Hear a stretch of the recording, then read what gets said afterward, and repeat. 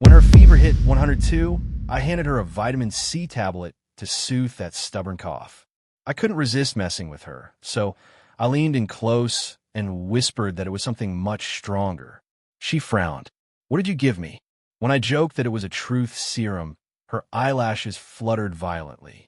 The next second, she slammed her water glass onto the nightstand and grabbed me by the collar. "You better have the antidote, Noah." "It was just vitamin C, you psycho." Anna was crashing at my place during the break, supposedly to help me study. In reality, she was a chaotic mess who knew nothing about survival outside of a textbook. Right now, she was refusing to leave my bed. "Noah, did that mac and cheese you made for lunch expire in 1999? I feel like I'm dying. I was trying to solve a calculus problem and didn't have the patience." "You've eaten worse. You'll live. Good night." 2 minutes later, she curled up into a tight ball. "I feel sick." I stood up, annoyed, and grabbed her shoulder. "You better not be faking this." But when I touched her forehead, it was burning. My mom, the head nurse at Seattle Grace, had mentioned a nasty flu going around. Anna had definitely caught it. I grabbed the thermometer and sanitized it. Under the arm. "Don't move." She obeyed, lifting her arm weakly. When the cold metal touched her skin, she shivered. "It's freezing." Her voice was raspy and thin, sounding so fragile it gave me goosebumps. 5 minutes later, I checked the reading. "Anna, you're at 102.2. She blinked slowly, her voice barely a whisper. Was the mac and cheese poisoned? I ignored her and dug out some Tylenol and vitamin C from the first aid kit. "Get up. Time for drugs." She closed her eyes, playing dead. Her long lashes trembled against her pale skin. Since we were kids, she would rather take a bullet than swallow a pill. I tried the gentle approach. "Anna, take the meds. They aren't bitter." She opened her eyes, staring right at me. Her face screamed, "I don't trust you." My patience snapped. I held up a fist. "Don't make me force you." Anna sat up against the headboard and swallowed the pills like a martyr facing execution. Her lips brushed my palm, burning hot. I flinched, trying to pull away, but she grabbed my wrist. Suddenly, she clutched her throat, her face turning red. "Noah, that tasted weird. What did you give me?" "Istère." She had swallowed a chewable vitamin C tablet whole. I didn't know whether to laugh or scream. "Just go to sleep, Anna." She passed out shortly after. I finished my problem set and checked her temp again. 102. It wasn't breaking. Since Mom wasn't home, I had a plain nurse. I grabbed a bowl of lukewarm water and a towel. I wiped the sweat from her forehead and neck. Anna's skin was pale, the kind that never saw the sun because she was always in the library. The wet towel left a pink trail on her collarbone. She groaned softly, muttering my name. "Noah." This was getting dangerous. My face heated up. I scrubbed her face a little too roughly to distract myself. Good thing I was over my crush on her. We had known each other since we were 3. Grandpa Miller adopted her, and my mom adopted me. We were inseparable. In high school, she waited outside my classroom every day. Rumors flew that the school genius was chasing the class clown. I almost let myself believe I had a chance. But after testing the waters, I realized her brain was 100% occupied by physics and 0% by romance. So I buried those feelings deep. At 2 a.m., her fever finally broke. I woke her up to drink water and told her to go back to the guest room. As soon as she left, I crashed. But in the middle of the night, I felt hot breath on my ear. I freaked out and swung my arm, connecting with something solid. "Ouch!" Anna yelped, clutching her head next to me. I clutched my chest, heart pounding. "Anna, are you trying to give me a heart attack?" She ignored my panic and wrapped her arms around my waist, plastering herself against me. "Noah, I feel terrible. Is the truth serum kicking in?" I pushed her messy head off my shoulder. "What truth serum? You're delirious. Go to your own bed. I'm cold and hot. Everything hurts." I kicked her off the mattress. "You're burning up again. I'm calling Mom." She sat on the floor, eyes glazed over, mumbling my name. I had never seen her this sick. Panic set in. I remembered reading horror stories about flu complications. I called Mom 45 times. No answer. I called 911. In the ambulance, Anna gripped my hand like a lifeline. "Noah, am I going to die?" "No." "Noah, will you stay with me?" "Yes. Always." "Noah, I have so much to tell you. Just shut up and save your energy. At the hospital, Mom finally showed up. She scolded me for overreacting but told me to stay with her. I spent the night in a plastic chair. When I woke up, someone had draped a blanket over me. I assumed it was Mom, but then warm fingers brushed my cheek. The next morning, Anna was back to her annoying self.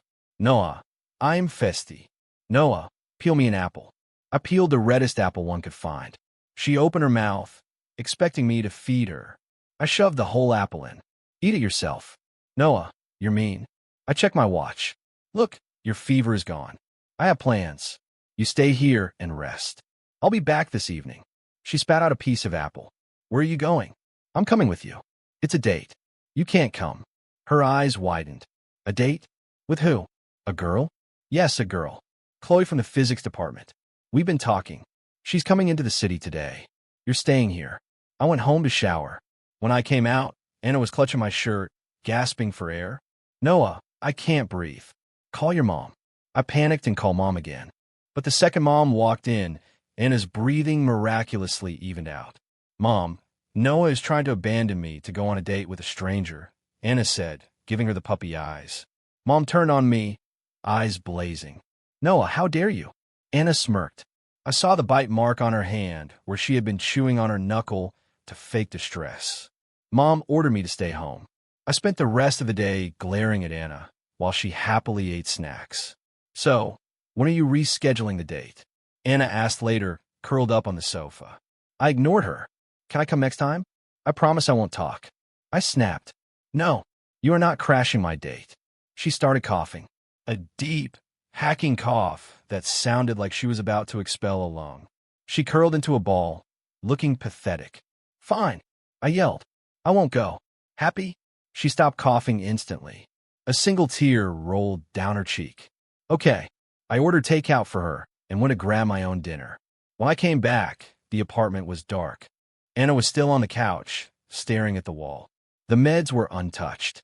Why haven't you taken your pills? I asked. She looked at me, deadpan. Why were you gone for 3 hours? You didn't call. You didn't ask if I ate. I rolled my eyes. Did you eat? No, you weren't here. I sighed. What do you want? I'll order Uber Eats. She huffed. You go out to dinner with Chloe, but I only get Uber Eats? Anna, take the damn pills. She spun the pills in her hand. You're so mean to me. I only get to see you during breaks. I wanted to eat with you. Her voice was raspy, and she looked small. My resolve crumbled. Fine, get your coat. We're going out. At the restaurant, she was happy. She even tried to feed me fish from her plate. Then my phone buzzed. It was Chloe asking if I got home safe. I texted back that I was babysitting a sick demon. Anna tapped her chopsticks on her bowl. No phones at the table, Noah. Later that night, I was gaming on the couch. Chloe sent me a funny TikTok, and I laughed. Suddenly, the temperature in the room dropped. Are you that happy talking to her? I turned around. Anna was standing there. She had showered and changed into a white dress that was definitely not pajamas. Her wet hair draped over her shoulders, and the top buttons were undone. It was a flashback to the girl I used to crush on. I looked away, ears burning. Go put some clothes on. She grabbed my wrist, pulling my hand to her chest. Noah, am I invisible to you? You text her while eating. You text her while gaming. Do you like her that much? I stammered. She's funny. I don't know if I like her like that. Anna pushed me back against the sofa cushions. She leaned over me, her scent filling my nose. Noah, look at me. Do you really not see me? I panicked and shoved her away. Stop being weird. Put a sweater on. I'm not interested in your body. She looked hurt. Is it because Chloe has a better body? I pulled up Instagram and showed her some fitness influencers. Look, this is the standard. Chloe is whatever. You're just my friend. Go to sleep. I ran to my room, heart racing. I didn't know that Anna stayed on the couch for an hour, Googling how to get a peach, butt, and glut workouts for beginners. The next morning, Anna was gone. Mom said she went for a run. A run? Anna hated moving.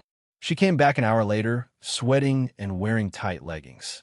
She ignored me and went straight to the shower. This continued for the rest of the break. Squats, lunges, protein shakes.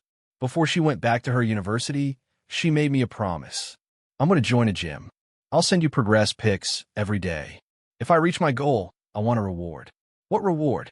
delete Chloe, and be my boyfriend. I choked on my water. Why? Because I like you, you idiot. My heart skipped a beat. She was relentless. I agreed, thinking she'd give up in a week. She didn't. Every day, I got a photo. Mirror selfies in the gym. Leggings getting tighter. She was actually doing it. 3 months later, she showed up my dorm. I missed you, she said. Also, I need you to inspect the merchandise. Photos can be edited. You need to verify in person. We went back to her hotel. She locked the door and turned to me. Check. She took off her jacket. She looked fit, healthy, beautiful. She grabbed my hand and placed it on her waist. Well, is this what you like? I snatched my hand back. It's fine. Adequate. She stepped closer, backing me against the door. Just adequate? I've been working on my glutes. She leaned in, her lips inches from mine. Can I have my reward now? I want to kiss you. I couldn't say no. I didn't want to. I kissed her. It started slow, then got heated. She smelled like rain and vanilla. I held her tight, feeling like I was finally home. Suddenly, she pulled back and covered her nose. No, wait. Blood was trickling through her fingers. Oh my God, I said, grabbing a tissue. You have a nosebleed? She turned bright red. I got too excited. It's been a while. I laughed, wiping her face. You're such a dork. We decided to celebrate with a trip. We booked tickets to a cabin near Mount Rainier. I wanted to see the snow. Book one room, she said. It's cheaper. Are you sure? I asked. She smirked. Why? Are you scared I'll get another nosebleed? Shut up. At the cabin, there was one bed. We lay there in the dark, staring at the ceiling. Noah? Yeah? I used peach toothpaste tonight. I turned to look at her.